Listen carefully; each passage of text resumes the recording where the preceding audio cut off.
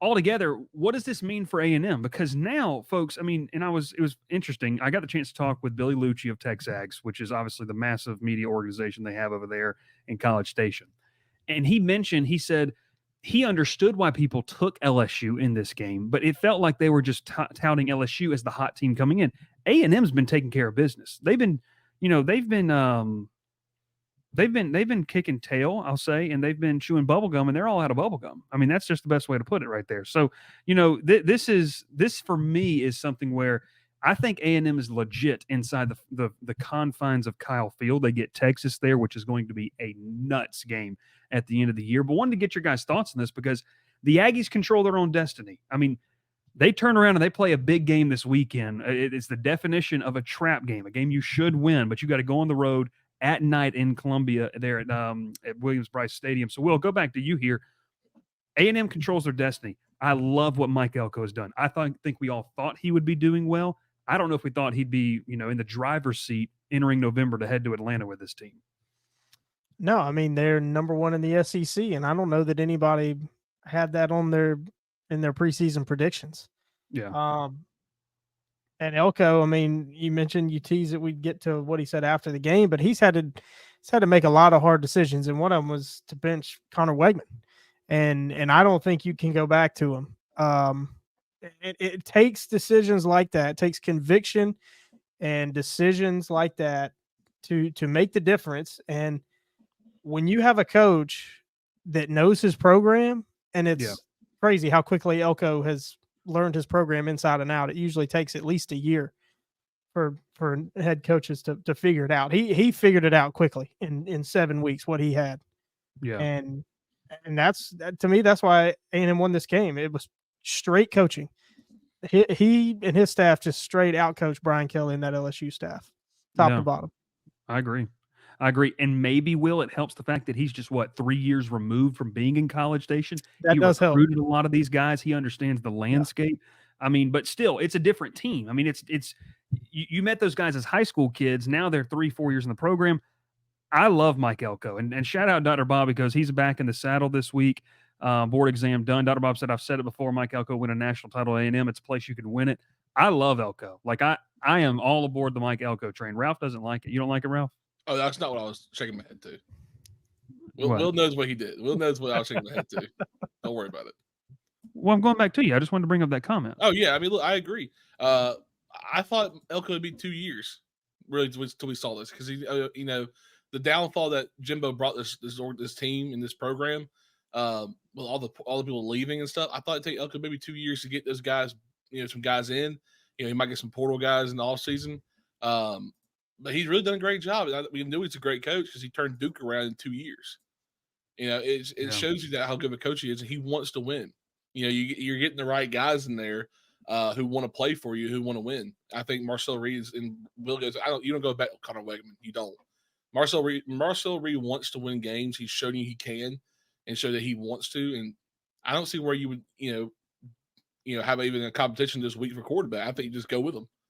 You tell him straight up, look, Marcel's the guy, and until he messes up, he's the guy. And it might just be the plan. People were joking about this, where you just have to reinsert Connor Wigman like in 2 weeks, and he just goes off like he did against Missouri, and then you pull him back out. I mean, I don't know what it feels like a 2 quarterback system there right now.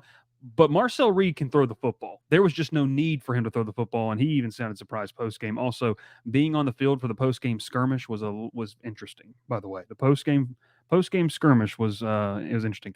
I wanted to pull up this Mike Elko comment. Will and I were kind of talking about this, Ralph, I think maybe right before you hopped in. This was Mike Elko post-game. Will and I had different takes on it. We'll talk about it. So here it is right here. We can take that. I'll get that banner out of here. And we'll listen to what Mike Elko had to say post game. This is a clip from Carter Carroll's of Gig 'em 24/7. I think it's the way we talk to the young people. I think the things that we talk about, the messaging, how we bring really good people into the building. We talk about doing things together. We talk about culture, and everyone talks about it. But then we go out and we live it every day. And I think we back up our actions. We're very honest. We're very open. And this is a real program. It's not fake. It's not a politician running this program, talking fast and BSing everybody.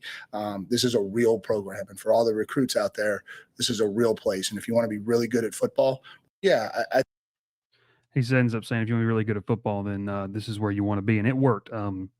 Atlanta native 2026 wide receiver Aaron Gregory committed. Baton Rouge offensive lineman 5-star Lamar Brown came out after the game and said that this was his number one school. Okay, so Will, real quick, That's a huge problem for LSU. That's a That's big a huge problem for LSU. problem. When I was walking out and we were doing our post-game videos on the field, some A&M reporters came by and they showed me the clip, and I'd seen it on Twitter. And they kind of brought up, they said, yeah, I mean, this is a direct shot at Jimbo because he was that fast-talking politician. You took it as more of maybe being at Brian Kelly, which I would also agree. Kelly has politician-esque to him in that sense. Like, he definitely has that. But they felt it was more like Jimbo Fisher. We can talk about that, but more of guys like, this guy's a ball coach. And he, I mean, this is what you want leading your program. I kind of think, maybe I'm premature here. I think A&M's got their guy. Like, I think this is your dude. Unless something crazy happens, I'm with Dr. Bob. Like, this guy can win a national title there in College Station. So thoughts on that, Ralph? We'll go back to you here. Just on his comments. Are you asking me now since Will already commented? Yeah.